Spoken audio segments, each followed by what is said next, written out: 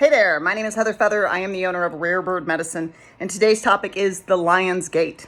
The Lion's Gate occurs every year on August 8th, and the Lion's Gate represents a moment in which the star Sirius aligns with the belt of Orion. Orion's belt being over these three pyramids lining up perfectly. So it seems very likely that Egyptians were conscious and doing specific things on this particular date because they built the pyramids to align with Orion's belt as Sirius comes to align with it on August 8th. And so we see that happening at this time of year. Now, August 8th is in the sign of Leo. We are in the Leo season right now. And the majority of the month of August is Leo-like energy.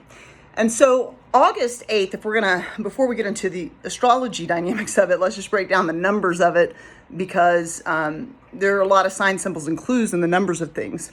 And so this is a 2024 year.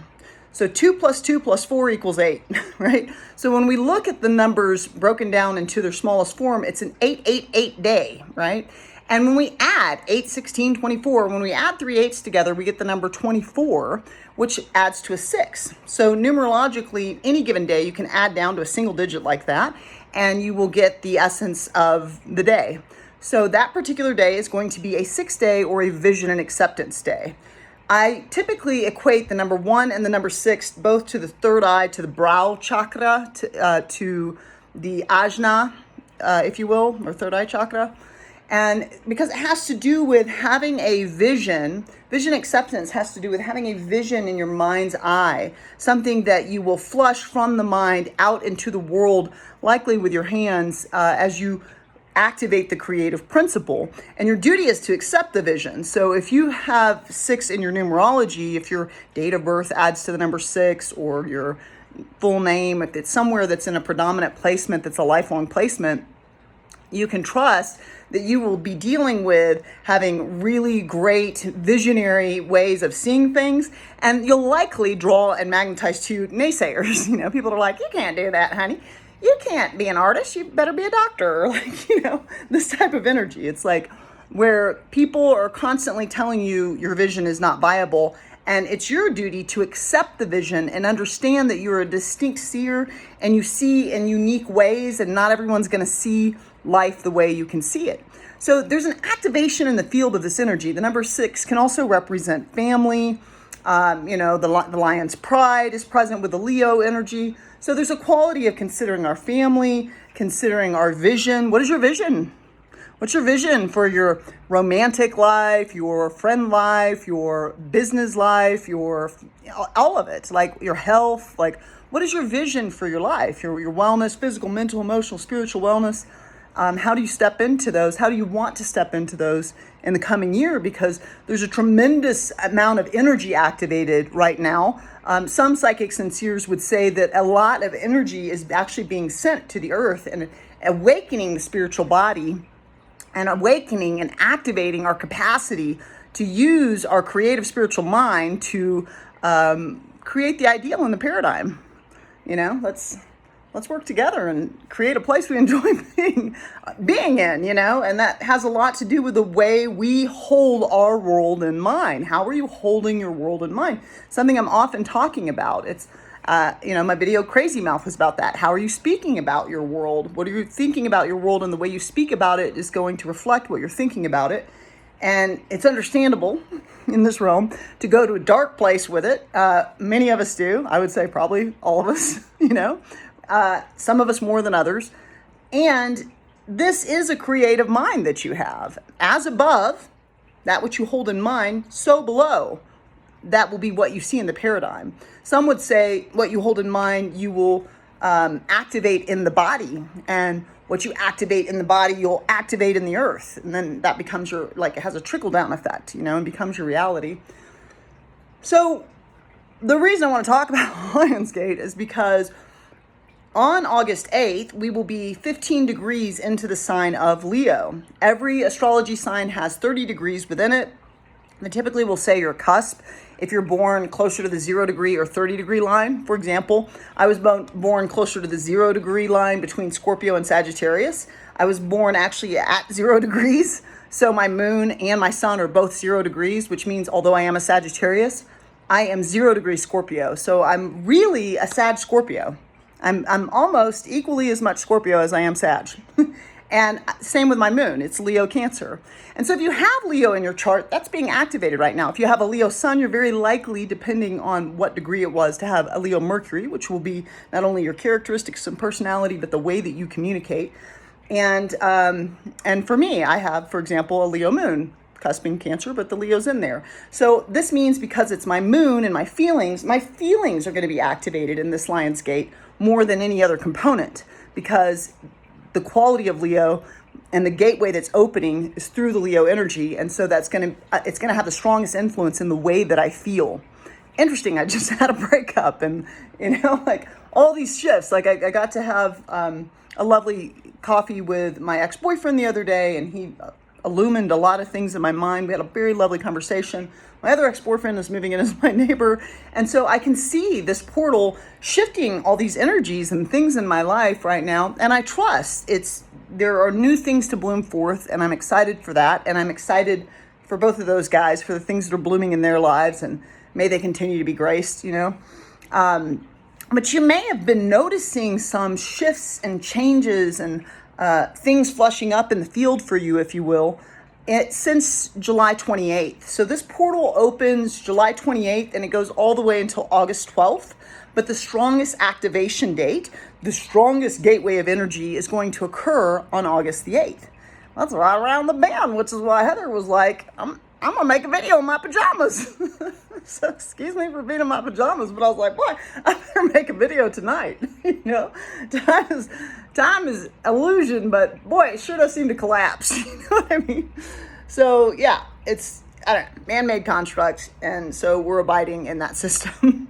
So I'm thinking now, like I'm having all these shifts. I'm thinking about my ex-boyfriend moving in as my neighbor, and that's going to be a real grace since we've only been broken up for a week or so. Heather Feather is going to take a little space it takes me a while to change the way my heart operates in something. So Heather Feather will take a little bit of time, but there will be a point at which that will shift in the paradigm. And he's a wonderful man, and I can't wait to get to the place where I meet his lady and we're able to have barbecues in the back and everybody's friends, And so that friendly energy is a big component of this Leo nature. So I'm kind of grateful that this breakup happened during Leo season, while my moon is able to reconnect to the joyful Leo-like spirit that is in my moon center, the way that I naturally feel. So there's a play component to this. How do you play? These are things to look at during the Lion's Gateway. We're opening up an activation of energy. All of the spiritual energy is coming in, and you're being activated, and your conscious awareness and where you are placing it is being hyperactivated through this alignment that's occurring, this celestial alignment, And so I'm thinking about that, I'm thinking about this. I actually, my other ex that I went and had a coffee with the other day, he and I haven't talked in like a year or more. And so something, perhaps the Lion's Gate, we could say, activated me to finally just reach out to him and just be like, hey, if you want to be friends, like, I'm totally down with that. I just want you to know, like, I have no bad feelings in this. And so we had a really nice, healing, playful, fun conversation the other day, in which he was able to let me know, and I was able to let him know, like, I have no bad feelings towards you. Like, I only wish you grace. He's an amazing human, and I'm really excited that I was able to receive his wisdom, and we were able to just enjoy one another's company. And he was able to elucidate some things for me, like, hey, Heather, you may need to take time to cry as well, because I was expressing to him, like, I'm really sad about this with my, what I called my guy, he's not anymore. But it's an adjustment. It's an adjustment for Heather to come out of a romantic sense with another, and it takes time. And so he was kind enough to be like, he actually said something that I thought was really wise and astute, and I hadn't ever had this thought, but he said, were you depressed as a teenager? And I was like, yeah, a bunch, like a bunch, as a teen in my 20s.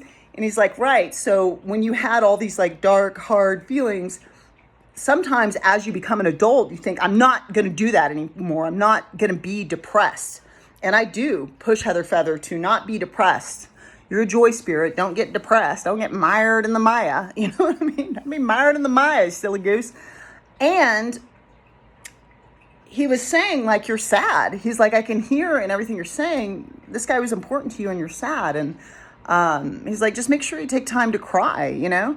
And what a friendly, fun thing to be reminded of, because on the other side of the tears of sadness is fun.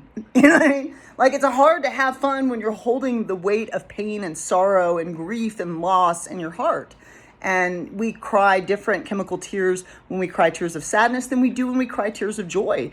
And I have a theory that those chemicals need release from the body. And so really, really grateful to his wisdom, because I did cry and get some of it out more so than I had been. And that was very cathartic. It's very cathartic.